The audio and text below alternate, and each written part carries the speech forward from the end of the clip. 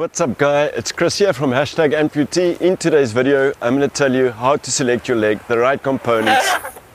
I can't show you how to do that to have quality of life.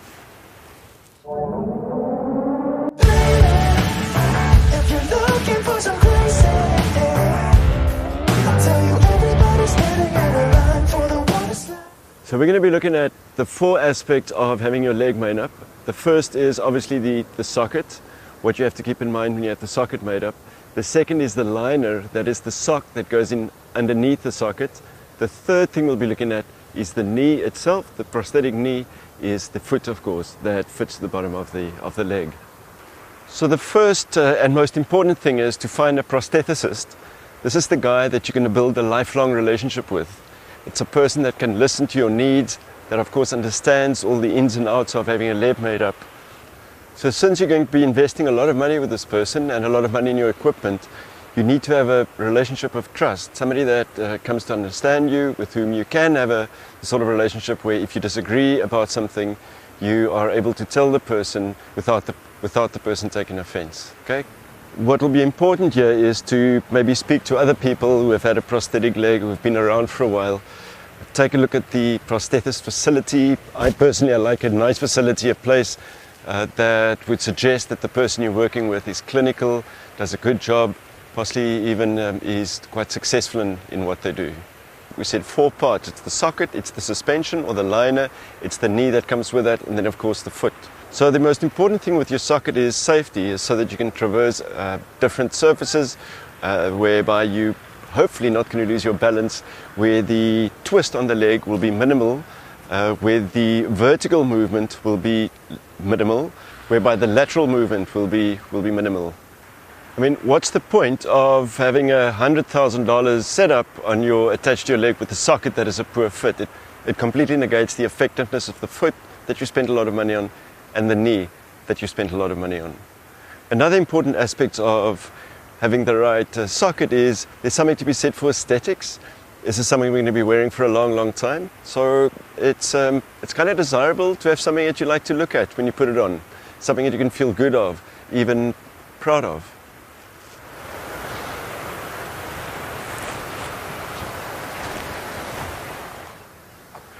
Now we come to the most important part of the setup, which is the knee.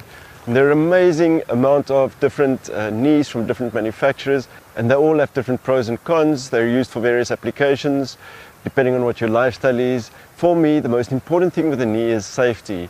That's the thing that's going to determine whether I have good balance, whether I can traverse obstacles, and the one aspect of my leg that will prevent falls, stumbles and secondary injury. Now, because knees are as expensive as they are, there are a whole bunch of factors that I think are important to take into account. The first one is the manufacturer. Do they have a reputation for manufacturing quality components? There are 2 in particular that I can think of. One is Osser, the other is Ottobock. I use Osser. I use it for a number of reasons. In South Africa, where I live, their backup service is excellent, their component availability is excellent, they're accessible. The last thing I need is to use a piece of equipment for which I need a repair. My mobility has been compromised and I need to wait for parts. So my suggestion would be that you ask your prosthethicist to give you a loaner and to try different knees and to see how it fits in with the different aspects of your lifestyle. There are a few things that I myself considered when I chose the knee that I use.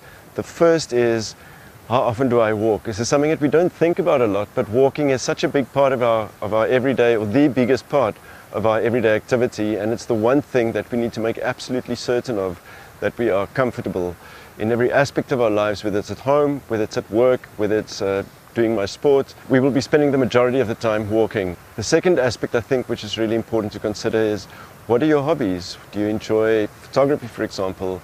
Do you need to get across different landscapes? Do you need to get to inaccessible areas? The third aspect that I think is really important to consider is, what are your sports? Which are the sports that you'd like to engage in? I myself enjoy numerous outdoor activities, such as rowing, surfing, going for a hike. So for me, safety is really important. It needs to be a good load-bearing knee. It needs to be the kind of knee that won't give when I'm walking down slopes or going up slopes. Also a knee that is splash proof. I go close to water when I put my kayak in the water, or when I go in for a surf. So I do need something that is splash proof. You've got to bear in mind that our leg determines our quality of life. My go-to saying is that figure out what your budget is, what is the maximum that you can spend, add 50% and get the best possible knee that you can for that money. So the third part of a good leg would be the foot, of course.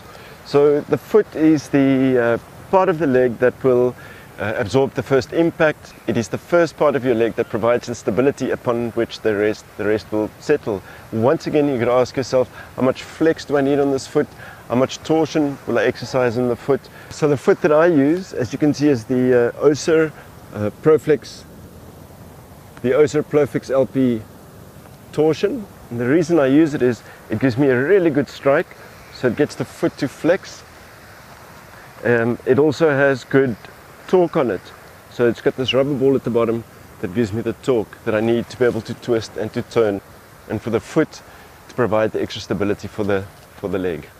A really important part of this whole setup, a part that is often overlooked, is the shoe.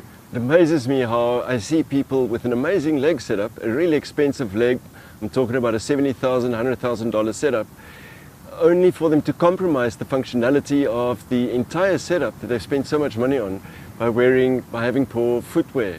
You think of how much of the alignment, how much of the quality of the product, how much of the engineering has gone into all of this, only for us to go and buy a foot, to go and purchase a foot that throws out the balance, all the millimeters, the micro adjustments that's gone into it. It just doesn't make any sense. My personal experience, the foot that I found that's given me the best safety, the best grip, and the best overall ability to get over the most obstacles and to move around safely, I use the Solomon Speed Cross. It's a good tight fit, it's got good overall support, it really pulls onto the foot, and I feel that it allows the leg's capacity and capabilities to be used to the maximum. A point I want to get back to is the one of overall aesthetics. So if you look at my setup here, this is something I really enjoy. It's got the nice carbon fiber look. I like the Rio XC knee. I like the grey coloring of it. I enjoy the foot that goes with it, the functionality of it, as well as the look of it, and ultimately the black Solomon shoe I feel complements the whole lot.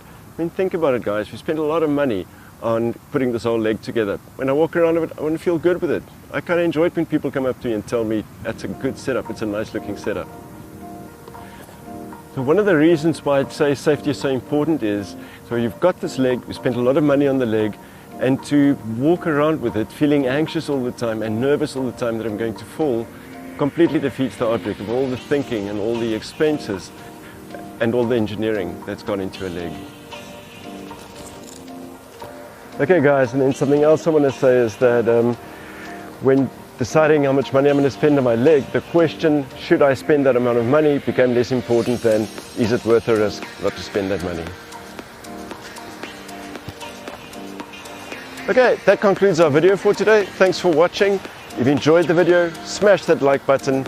Guys, please subscribe to the channel, and I'll see you on the next one. Ciao.